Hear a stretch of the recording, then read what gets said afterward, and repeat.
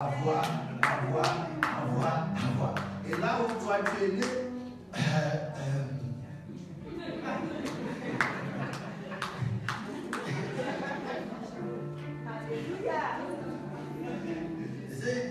là où tu es né, si même tu prends une dame de ménage, ta mère t'appelle au village et te demande si tu es devenu fort, tu ne sais pas qu'il y a ta cousine qui a laissé. Alors vous ne voyez pas la vie de la mère. C'est pas que vous n'avez pas la foi, mais votre foi n'a pas un modèle. Est-ce que vous êtes là? Parce que vous n'avez pas un idéal de vie plus élevé que ce que vous avez vu depuis que vous êtes né. Certains d'entre vous, quand tu manges 3 fois par jour, tu te sens coupable, tu as envie d'aller prier pour demander pardon à Dieu que tu as déjà péché parce que tu as mangé 3 fois.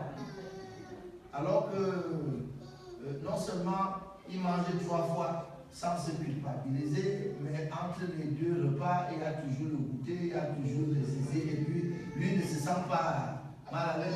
Est-ce que vous êtes là? Amen. Vous n'avez pas tellement de problème avec la foi, vous avez même beaucoup de foi, mais votre foi tourne sur quoi? Votre foi tourne sur quoi? Mais ce jeune homme,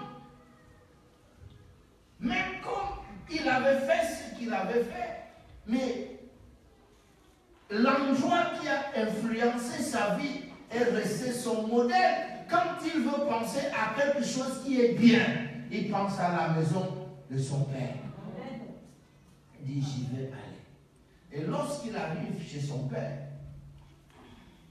vous savez pourquoi je ne suis pas allé chercher mon fils? Je sais que vous me critiquez, mais je ne suis pas allé le chercher parce que je connaissais cette histoire. Je me suis demandé tout l'amour que cet homme avait pour son fils, pourquoi il n'est pas allé le chercher?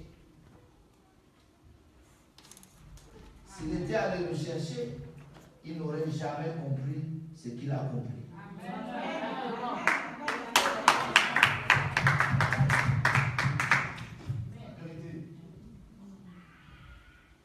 Et dans la Bible dit que lorsqu'il a vu son fils venir de loin, il a couru et il l'a embrassé. Pourquoi ce monsieur n'a pas aussi attendu que son fils arrive à la maison? Il a couru là où il était. Il a embrassé là où il a rencontré. Est-ce que vous vous rendez compte que lorsque après il va dire mangeons et buvons, dansons, il n'a pas fait des invitations. Ça dit, les gens de la fête, les gens qui font la fête, étaient déjà là avant que cet enfant n'arrive. Parce qu'il n'a pas invité les gens pour venir à la fête. Il a dit, tuez nos veaux gras, mangeons, buvons, dansons.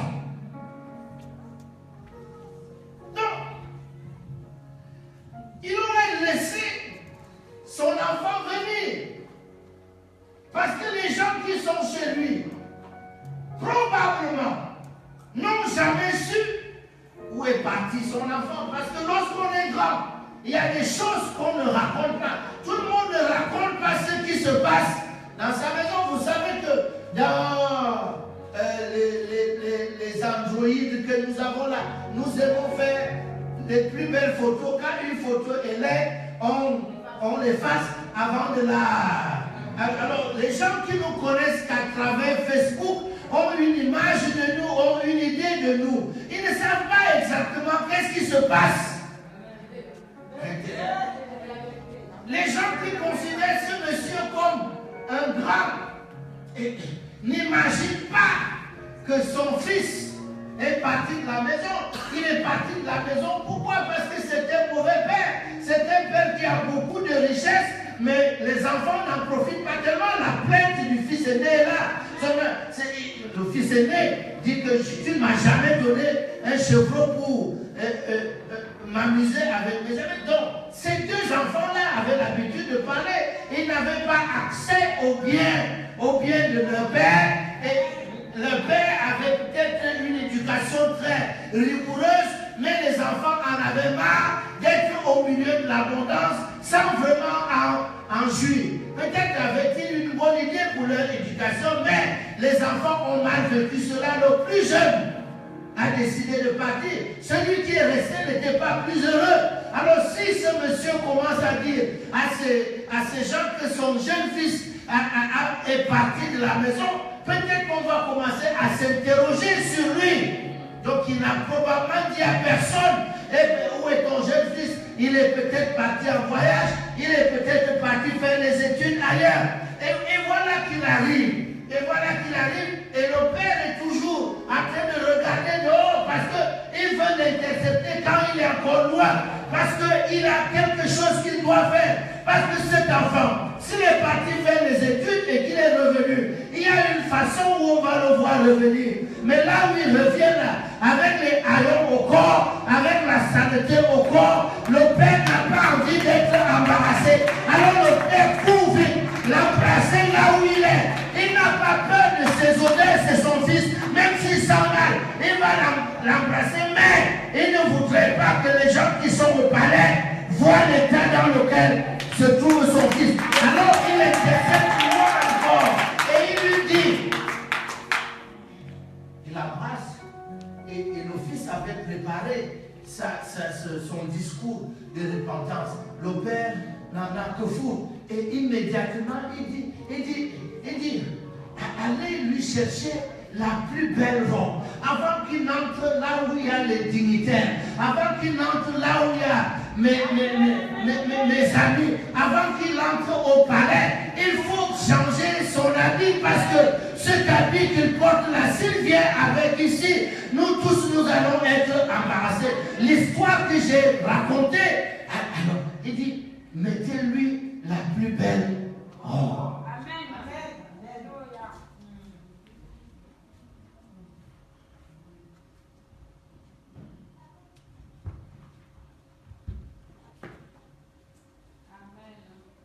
J'ai connu l'histoire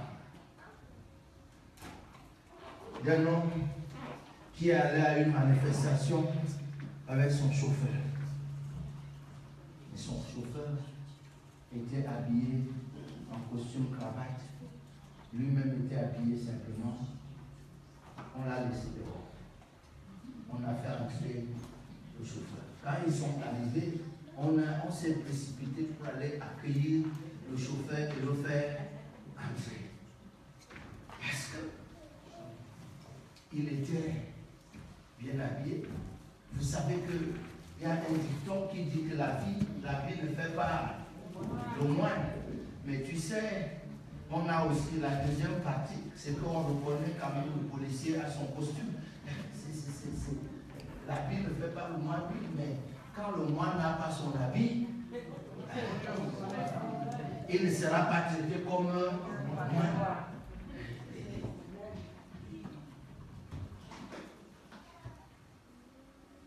Bon, pas ici, hein. Ici ça ne veut rien dire pour vous, mais chez moi, si je porte mes habits, le policier et le gendarme me reconnaissent. S'ils voulaient faire le contrôle, ils disent, mais si je n'ai pas ces habits-là, je suis un citoyen ordinaire et je dois passer le contrôle comme tout le monde. L'habit ne fait pas le moine, mais le moine sans son habit aura beaucoup de choses à expliquer, alors que son habit lui épargne. Je vous en parlerai dimanche parce que vous savez que je dois vous habiller. Et alors que je suis encore là pour que je n'oublie pas, je voudrais que demain, chacun de vous cherche quelque chose de neuf. Je ne veux pas que vous achetiez, on ne va pas vous déshabiller ici, mais je vais faire des choses très symboliques. Même si c'est un foulard que vous avez acheté, il doit être neuf, je vais vous le mettre comme symbole de viens avec quelque chose de neuf. Parce que quand tu vas partir d'ici, ta vie, et sera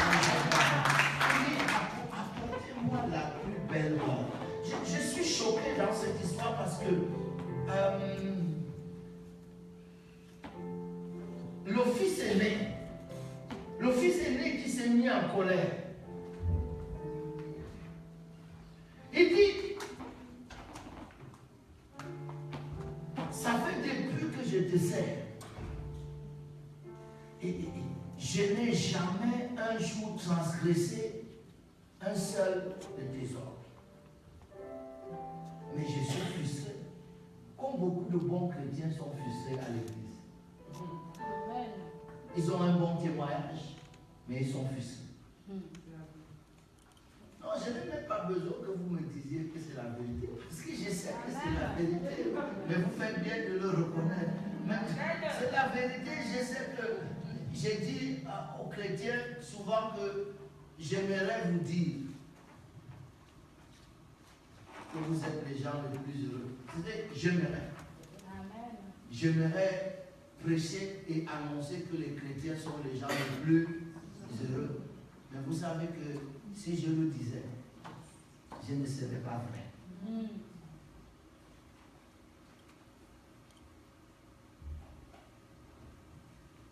Oh, j'aimerais que dans les faits, ce soit vrai. Parce que dans l'absolu, c'est vrai. Les chrétiens, si vous voulez, les chrétiens devraient être les gens les plus heureux. Mais ils ne le sont pas. Ils sont frustrés.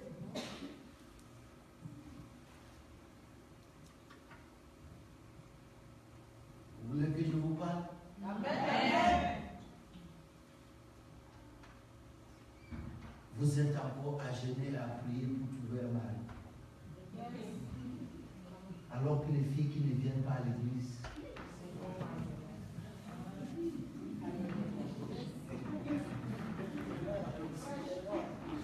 Vous savez, j'ai rencontré une femme, ça fait pas très longtemps, alors que je prêchais, comme ça, elle est venue me voir. Elle m'a dit,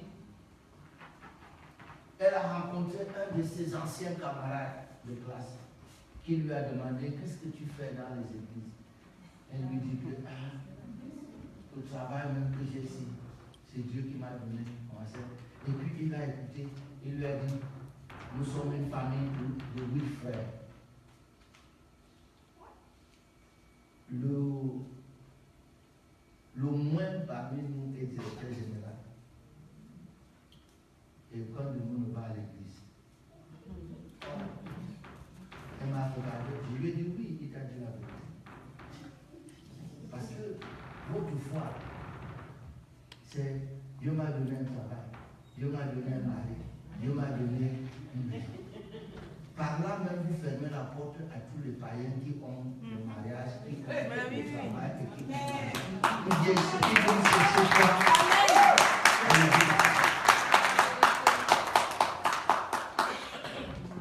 Une femme qui a déjà son mari et qui a un bon travail et qui a une belle maison, d'après votre évangile, elle vient chercher quoi à l'église?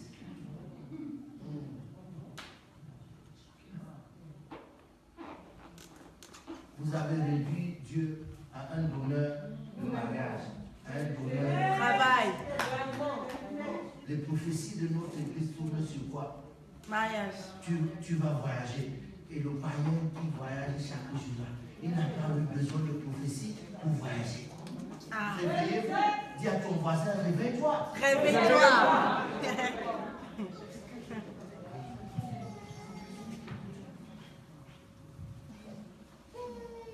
Vous savez ce que ce jeune homme est en train de dire qu'il va aller dire à son père? Il dit à son père, je n'ai pas besoin d'être appelé ton fils. Parce que les gens qui ne sont pas tes fils, à l'heure actuelle, ont une vie meilleure que la mienne. Amen.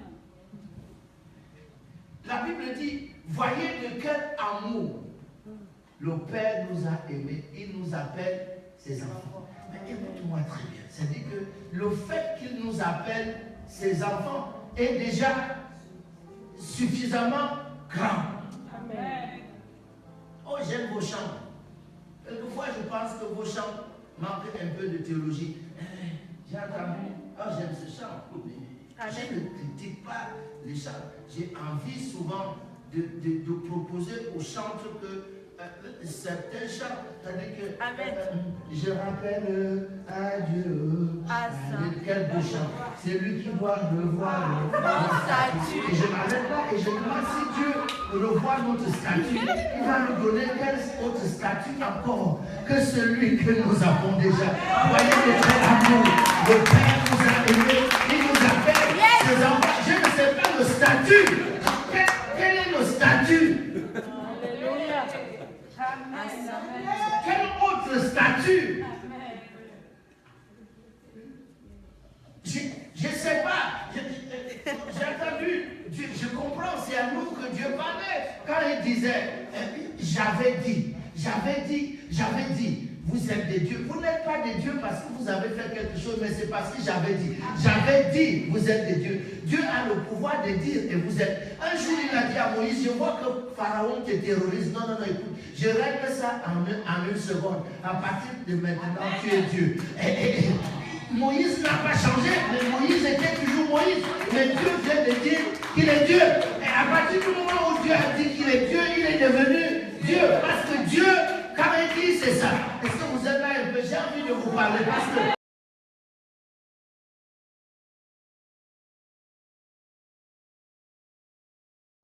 le prochain but hier, mais je viens de dire, je viens de déclarer que le prochain but